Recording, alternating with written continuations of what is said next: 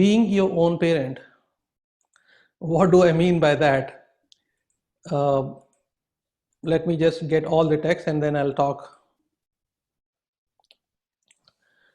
So it is important for us to be a parent for ourselves, even though we do play parent for not just for our kid, but for sometimes our family members, if they need help, if they need that kind of attention with our friends, with our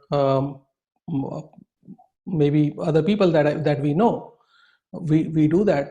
But how much of that we do with ourselves? Do we really parent ourselves like we parent uh, other people, or maybe our own kids? Are we as kind, generous, loving, caring to ourselves as we are to our kids? There might be exceptions, and exceptions are always there. I'm not saying that everyone is focusing on others and they're not focusing on them. But people who are focusing on them, typically they don't have this kind of problem. They would not be uh, trying to find ways of feeling more positive. If someone is self-centered, they will always feel that they are doing whatever they're doing is right. So being your own parent is really important. And when I say being your own parent, you have to think about your mind, from where you're getting the thoughts. It is both spiritual and practical way of doing things, because typically we do not pay attention to what we think, how our mind works, what our mind is trying to say. And especially now when we mostly are staying at home, we are looking for different ways to do. At times we are able to utilize that time by focusing inwards, doing introspection and trying to connect with our real mind and real self. But at times we are doing something else. So I would say, if you try to be more aligned with yourself and act like your own parent when it comes to your own desires, wants, um, anything that your mind asks you to do, and think from that perspective whether something is good for you. Is that something that you really should be getting?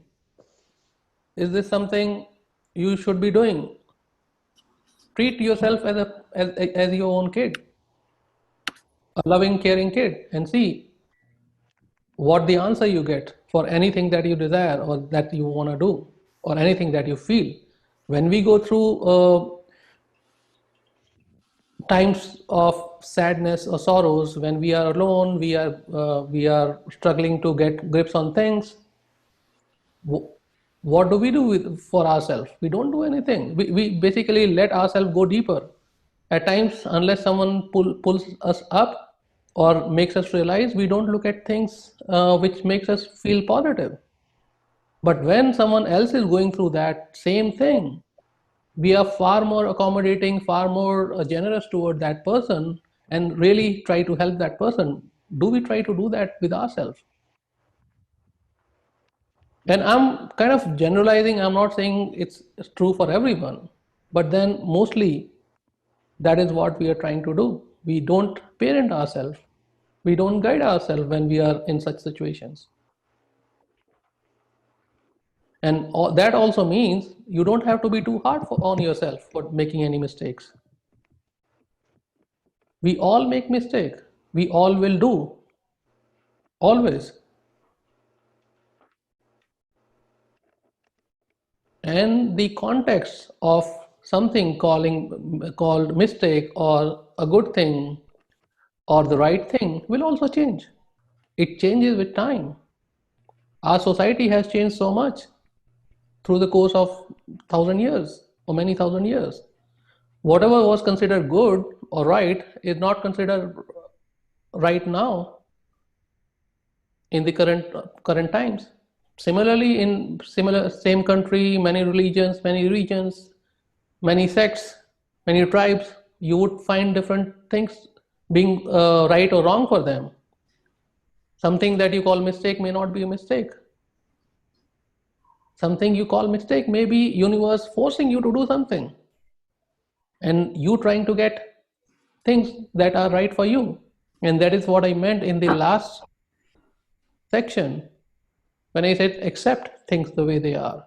Because when you accept your own mistakes as well. And mistake is one term that we give for our actions, but who describe what is mistake and versus what is not? It is the knowledge that we have acquired based on the society that we have. What is a popular definition of something that is considered good? I'm gonna mute everyone again. I'm getting some background noise, so please don't mind me doing that.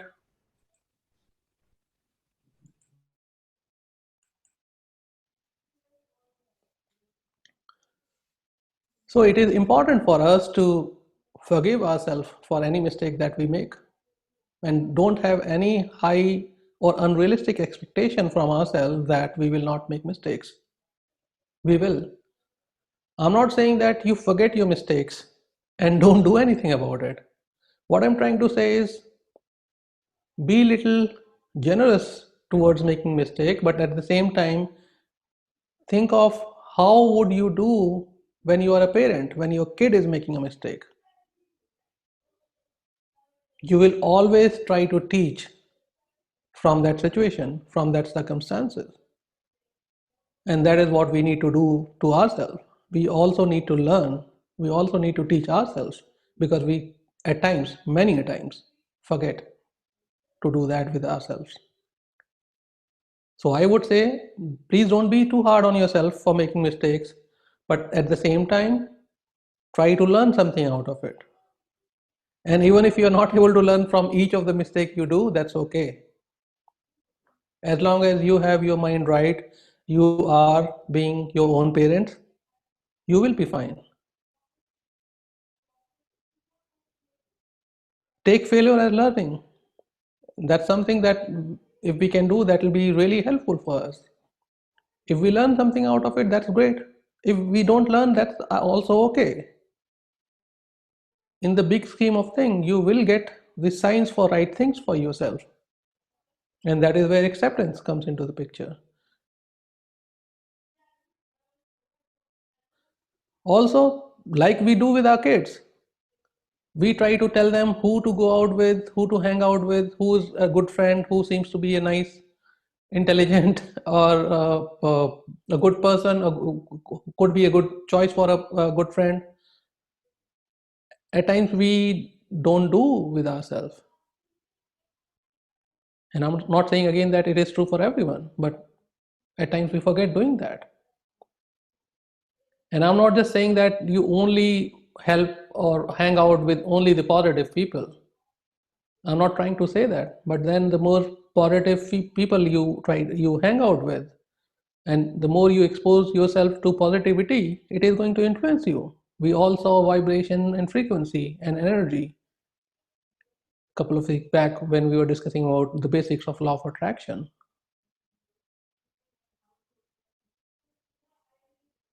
One question that people might have here, and I want to clarify that as well.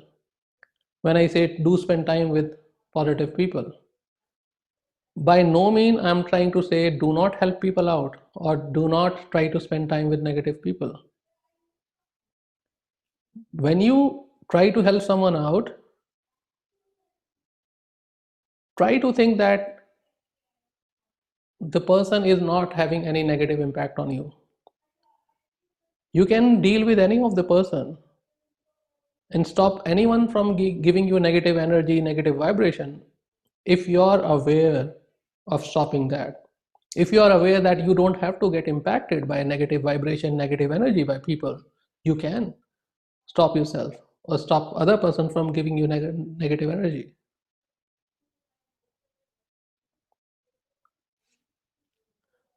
So when you do that, when you become your own parents, what you're talking about is you're again accepting life. You're accepting the way things are, even if they are not your way. You're accepting even if you make mistakes. You accept and you reason out. And one caveat here is for all the 7 aspects that we're going to look at, they are not just aligned to one of the frequency that we see on this vibration chart. They do interact with many of them. But what is the predominant one is what I'm trying to show here. But they do impact many of the other vibrational frequency as well. So we looked at 2 aspects now, acceptance and being your parents, and they both of them relate to the acceptance. Let's go higher now.